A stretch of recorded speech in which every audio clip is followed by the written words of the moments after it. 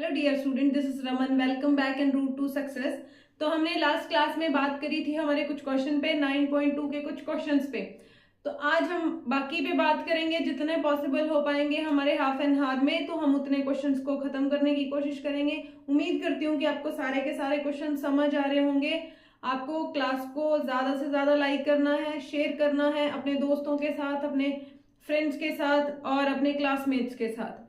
और इसके अलावा आपको बहुत अच्छे से पढ़ाई पर ध्यान देना है और ढंग से पढ़ना है। चलिए तो हम बात करते हैं हमारे क्वेश्चन पे। हमारा क्वेश्चन है find the equation of line, कि हमें लाइन की इक्वेशन फाइंड करनी है। The cuts of the equal intercept on the coordinate axis. तो देखिए वो कहता है कि वो इक्वल इंटरसेप्ट करते हैं किस पे, कोऑर्डिनेट एक्सिस पे। इसका मतलब क्या हुआ, ये डिस्टेंस हमारी ए हो गई और तो ये डिस्टेंस भी क्या होगी, हमारी ए ही होगी, यानी कि इक्वल डिस्टेंस पे ये निकट करते, तो इसके कोऑर्डिनेट क्या हो जाएंगे, ए एंड 0, और इसके कोऑर्डिनेट होंगे 0 और ए। तो चलिए हमारी ऐसी सी फॉर्मेशन होती है, तो हमारे पास इक्वेशन ऑफ लाइन क्या होती है, इक्वेशन ऑफ लाइन हमारी क्या होती है, x अपॉन में a प्लस वाई अपॉन में b इक्वल टू 1 होती है। तो हमारे पास इनके इंटरसेप्ट क्या है, इक्वल है, तो हम ऐसा लिख लेंगे x अपॉन में a प्लस वाई अपॉन में a इक्वल टू 1। जब एलसीएम लेंगे तो x प्लस वाई अपॉन में a इक्वल टू 1, तो हमारे पास आ जाएगा x plus y equal to a। हमने यहां तक का क्वेश्चन सॉल्व कर लिया और उसके बाद उन्होंने बोला कि अगर वो लाइन क्या है, line passes through the points 2 and 3, कि वो लाइन क्या करती है, पॉइंट 2 and 3 से पास हो रही है, तो पॉइंट 2 and 3 इस लाइन को क्या करेंगे, सेटिस्फाई करेंगे। तो हम क्या करते हैं, वैल्यूज पुट कर देते हैं। तो अगर x की वैल्यू 2 है तो y की कितनी है, 3 इक्वल टू होगा a, तो यहां से a की वैल्यू आ जाएगी 5। अब a की वैल्यू को put the value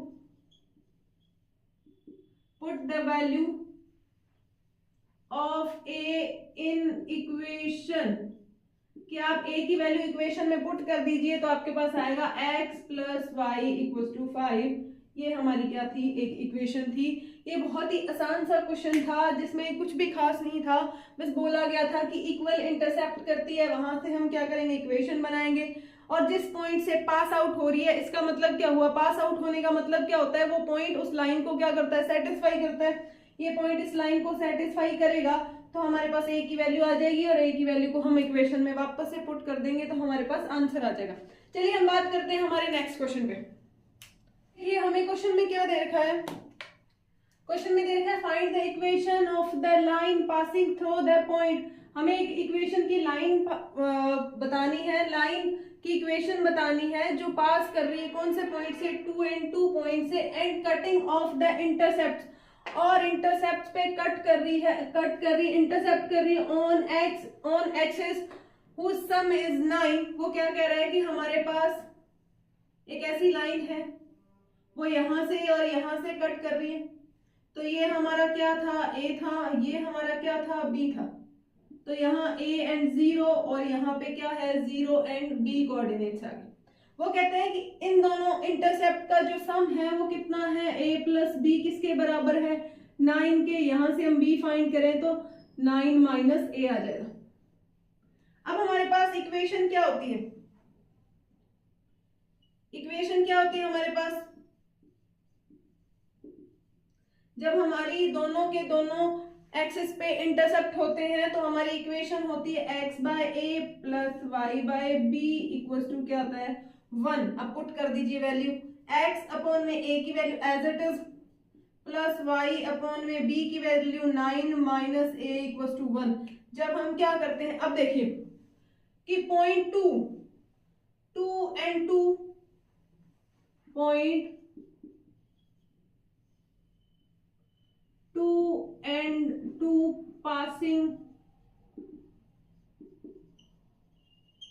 passing through the line, कि वो पॉइंट क्या करता है, इस लाइन से पास हो रहा है, यानी कि इस लाइन को क्या करेगा, सेटिस्फाई करेगा। सेटिस्फाई का क्या मतलब है, x और y की जगह हम उन कोऑर्डिनेट्स को पुट कर देंगे, तो 2 अपॉन में a प्लस 2 अपॉन में a 9 minus a equal to क्या आएगा 1।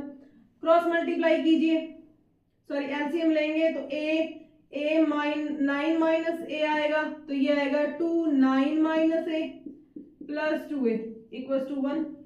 इसको सॉल्व करेंगे तो हमारे पास क्या आता है 18 minus 2a plus 2a upon में, इसको क्रॉस मल्टीप्लाई करने पे इधर ले जाएंगे तो a 9 माइनस a ऐसा आ जाएगा। देखो 2a से 2a गया तो हमारे पास क्या आया 18 equal to 9a minus a square, तो a square minus 9a equal to plus 18 हमारी क्या बन गई इक्वेशन बन गई। ये हमारी क्वाड्रिक इक्वेशन बन गई। अब क्वाड्रिक इक्वेशन को सॉल्व करने का तरीका हम जानते ही हैं, a square minus 6a minus 3a plus 18 बराबर 0 होगा।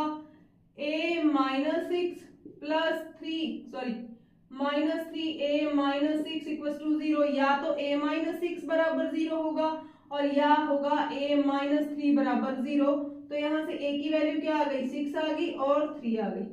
हमारे पास अगर a की वैल्यू 2 आई है तो ऑब्वियस सी बात है b की भी वैल्यू क्या आएंगी 2 वैल्यूज आएंगी। अगर अब हम बात करते हैं अगर a की वैल्यू और b की वैल्यू क्या क्या आई है। अब देखिए अगर हमारे पास a की वैल्यू क्या है, अगर a की वैल्यू हमारे पास 6 है तो b की वैल्यू क्या होगी, इस इक्वेशन में पुट कीजिए। a की वैल्यू 6 है तो हमारे पास b की वैल्यू क्या आ जाएगी 3 आ जाएगी। तो इसके लिए इक्वेशन बनेगी x अपॉन में 6 प्लस b की जगह हम क्या रखते हैं y अपॉन में क्या रखेंगे 3 इक्वल टू 1।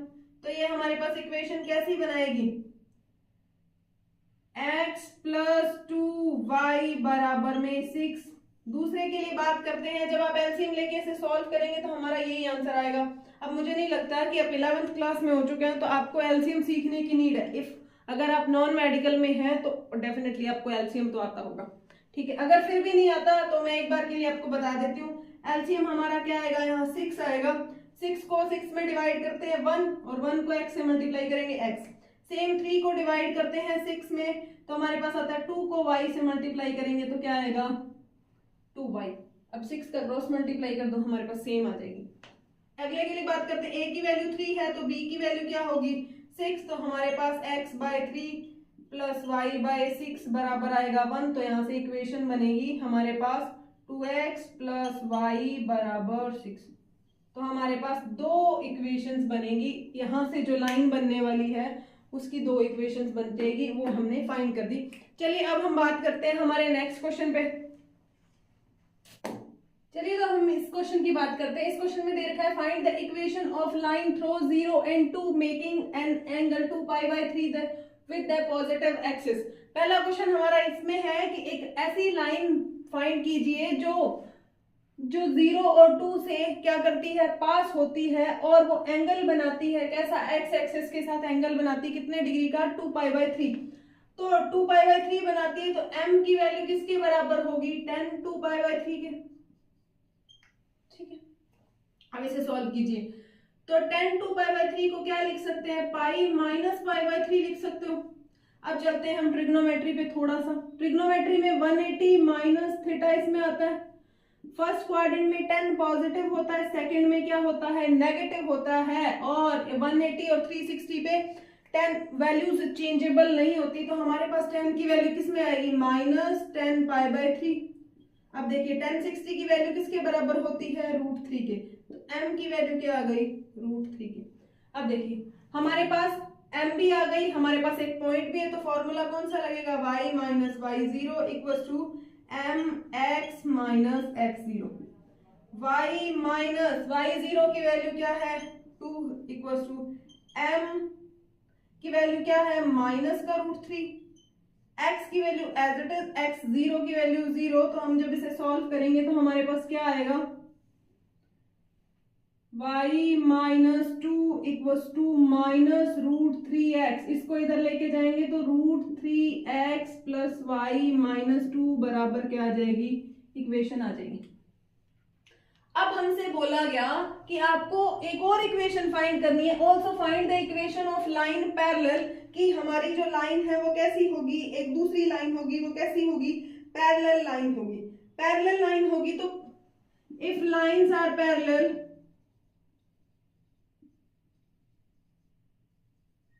कि अगर लाइंस पैरेलल होती है तो m1 इक्वल टू m2 होगा। m1 क्या थी, -√3 थी, तो m2 की भी वैल्यू क्या आएगी, -√3। ठीक है। उसके बाद में हमसे बोला गया है कि वो क्या करती है, y एक्सिस को इंटरसेप्ट करती है, कितनी, 2 यूनिट पे below origin, below origin unit पे इंटरसेप्ट करेगी। तो देखिए हमारी लाइन कैसी होगी, कुछ ऐसी होगी। यहाँ पे ये पॉइंट क्या आ जाएंगे, 0 और -2।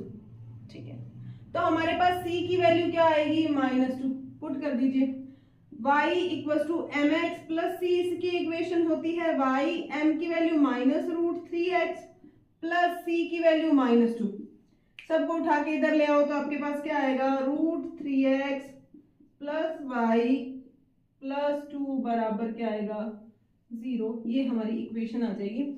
क्वेश्चन दो, एक ही क्वेश्चन में दो क्वेश्चन डाले हुए थे कि पहला क्वेश्चन ऐसा था कि एक लाइन जो जिसकी 2π/3 एक एंगल पे क्या करती है, वो इंटरसेक्ट करती है या फिर एंगल बनाती है और वो 0 और 2 पॉइंट से पास होती है। तो हमने उसके लिए कौन सा फॉर्मूला लगाया, y minus y0 equal to mx minus x0। उसके बाद में बोला गया कि इसी लाइन के पैरेलल एक और लाइन है, पैरेलल होगी तो उसकी स्लोप फाइंड कर सकते हैं हम, सेम स्लोप रहेगी। उसके बाद में उसने कहा कि वो इंटरसेक्ट करती है बिलो ओरिजिन, तो हमारे पास वैल्यू किस में आ जाएगी, नेगेटिव में आ जाएगी। तो हमने इसे सॉल्व किया, कौन सा फॉर्मूला लगा के, y equal to mx plus c वाला फॉर्मूला। तो चलिए अब हम बात करते हैं हमारे नेक्स्ट क्वेश्चन पे।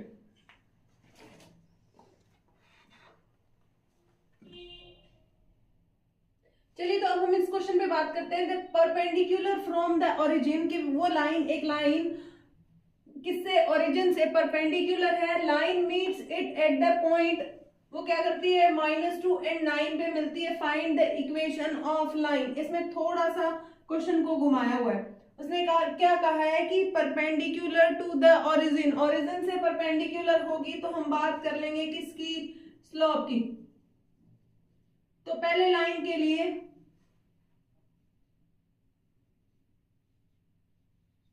0 0 ओरिजिन से एंड कौन से पॉइंट से, -2 and 9 से जाती है, तो उसकी स्लोप क्या आ जाएगी, स्लोप m1 इक्वल टू क्या होती है, y2 माइनस y1 अपॉन में x2 माइनस x1। तो ये क्या आ जाएगी, 9 माइनस 0 अपॉन में -2 माइनस 0, तो ये आएगी 9 माइनस 2 के बराबर हमारी स्लोप आ जाएगी।